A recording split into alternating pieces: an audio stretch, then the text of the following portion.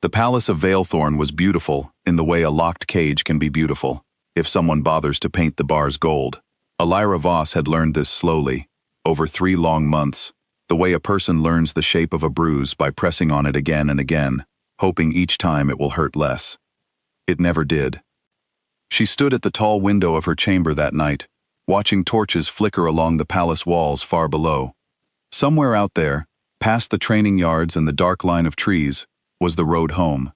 She had walked that road once, as a free woman, carrying baskets of herbs for her mother's shop. Now she was something else entirely, a gift, a prize, a peace offering handed over by a rival pack that valued its own survival more than her freedom. She still remembered the day they brought her here, wrists bound with rope that smelled of pine and fear. She remembered the moment the guards untied her hands in front of the throne, and the king had simply looked at her, unhurried, the way a man looks at something he has already decided belongs to him. Draven Ashwood was not what she expected an alpha king to be. He did not shout. He did not strike her. He gave her a room with soft blankets and warm food, and told her, in a voice low and certain, that she was safe. Safe. As if a locked door and thick walls were kindness. "Your wolf already knows me," he had said once, standing too close, his eyes the color of a storm that hadn't decided whether to break. "Even if your mind fights it, your blood does not lie." Elira had wanted to laugh in his face. Instead, she had said nothing, because in Valethorn, silence was the only power she had left. Tonight, though, silence would not be enough. Tonight, she needed her feet. The Blood Moon Ascension was the one night of the year when the entire palace turned its attention outward, toward the bonfires in the courtyard, toward the ancient rites that bound every wolf in the kingdom to their king. Guards would be thin at the walls. Even Draven himself, she had learned from whispered servant gossip, would be occupied for hours performing the ceremonial blessing before the pack elders. It was the only crack in the walls she was ever going to get. Elira dressed quickly in a plain gray cloak she had stolen days earlier from the laundry room, the fabric coarse and unremarkable, nothing like the silk gowns Draven had given her. She left the gowns folded on the bed. She left the jeweled combs on the dresser. She left everything that had ever made her feel like she was being kept rather than housed. At the window, she paused only long enough to look down at her bare feet. Shoes made noise. Shoes left a rhythm, a pattern easy for trained ears to follow. Bare feet, if she was careful, if she stepped where the moss grew soft and avoided the gravel paths, could move like a whisper. She was betting her whole life on that whisper. The climb down the garden trellis scraped her palms raw, but she did not stop to notice the sting. Somewhere beyond the wall, drums had begun to beat for the ceremony, deep and steady, covering the small sounds of her escape, the way a river covers the sound of a single dropped stone. She crossed the garden in the dark, her heart slamming so hard she was certain the whole palace could hear it even over the drums. She pressed herself flat against the outer wall where the stone was old and crumbling, where a section of it had been quietly repaired with wood instead of rock, weaker than the rest. She had noticed it weeks ago while pretending to admire the roses. She had known even then that she would need it. The wood gave way with a soft groan under her shoulder. Elira slipped through the gap into the darkness beyond, and for the first time in 3 months, she was standing on the other side of the wall. Freedom smelled like pine trees and cold night air. It smelled like nothing she had smelled inside those gilded rooms. She ran. The forest floor was rough beneath her bare feet, roots and stones biting at her soles, but she did not slow down. She had grown up chasing goats through hills just like these. Her body remembered how to move through darkness, even when her mind was screaming with fear. She thought of her mother, waiting at home, growing thinner every week from worry. She thought of her younger brother, who did not yet understand why his sister had vanished one morning and never come back. She thought of everything she was running toward, and she let that thought carry her feet faster than fear ever could. She did not think, not yet, about what she was running from finding her again. Behind her, deep in the heart of the palace, the ceremony reached its final chant. Draven Ashwood stood at the center of the courtyard, surrounded by firelight and the bowed heads of his pack, and felt something shift beneath his skin, like a string pulled too tight. He did not need a messenger to tell him Elira was gone. A king's bond to his mate did not work through messengers. It worked through absence, sharp and sudden, like a held breath finally released the wrong way. He raised a hand, and the chanting stopped mid-word. "She's gone," he said, and his voice did not shake, though something behind his eyes had gone very still and very dangerous. "Find her trail. Now." The guards did not ask which trail. They already knew there would only be one kind left to follow. Illyra had no wolf training, no knowledge of how to mask her presence from trained noses and sharp eyes. She had only bare feet and desperate hope, and against an army of shifters, hope was a fragile shield indeed. But it was Draven who moved first, stripping off his ceremonial cloak and letting it fall into the dirt behind him. He did not shift.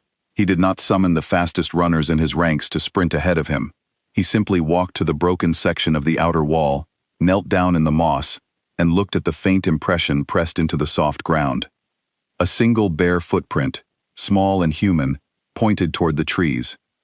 Something in his chest twisted painfully, though he could not have said, in that moment, whether it was rage or fear or grief. Perhaps it was all three, braided together the way only a mate's absence could braid them.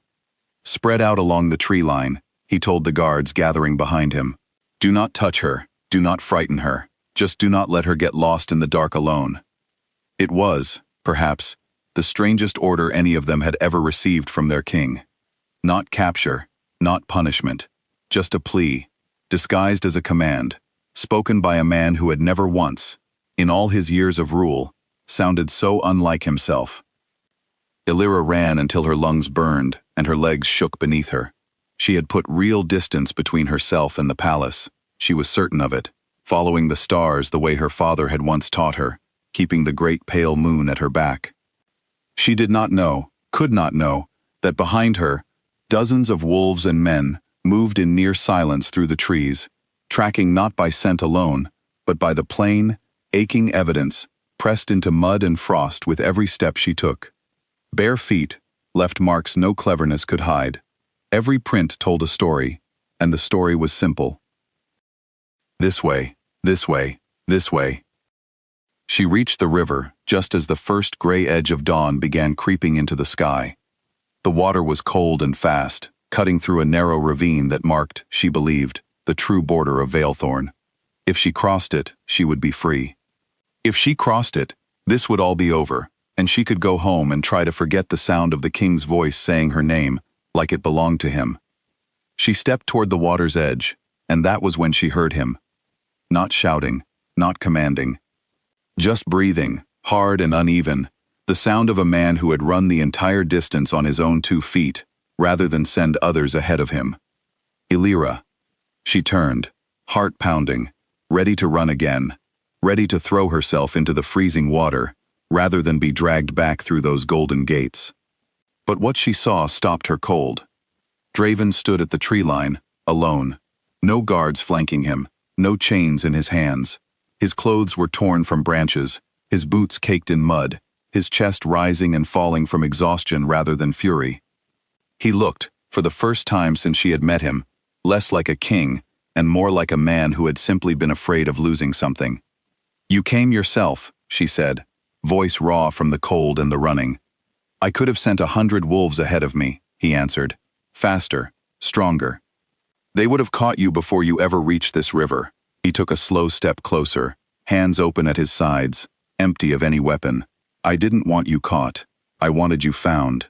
There's a difference, even if it doesn't feel that way to you right now." "There isn't," she snapped, though her voice cracked on the word. "You still followed me.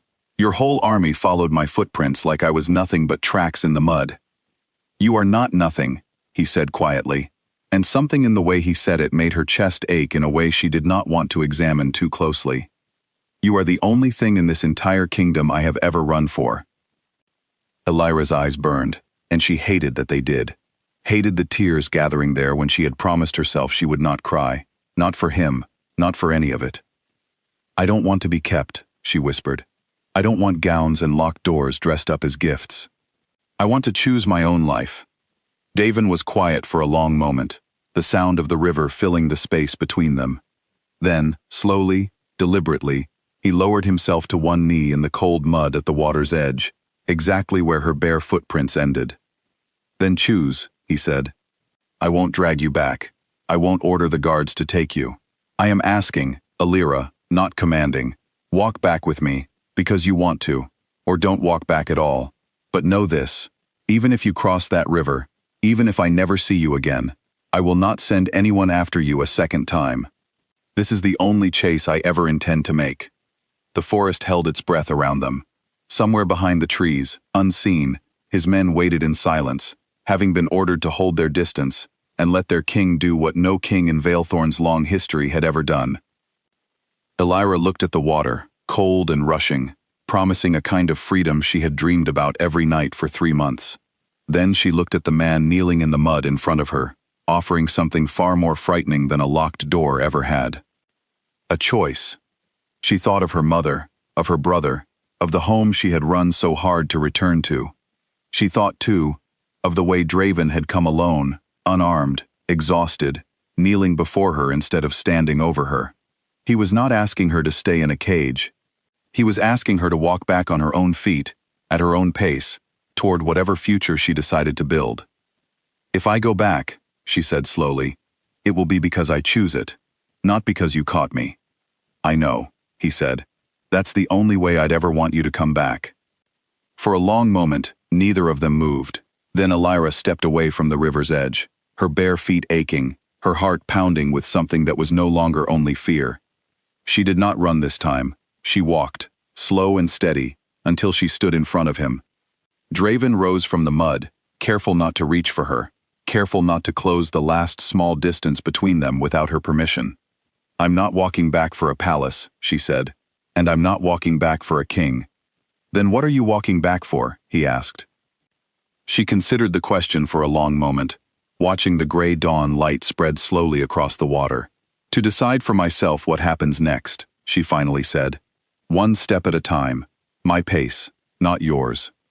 A faint, unguarded smile crossed his face, the first she had ever truly seen from him. "That," he said, "I can live with." Together, they turned from the river and began the long walk back toward Valethorn, side by side rather than captor and captive, her bare footprints and his heavy boots leaving twin trails in the mud behind them. Proof, at last, of a chase that had ended not in capture, but in something neither of them had quite expected to find.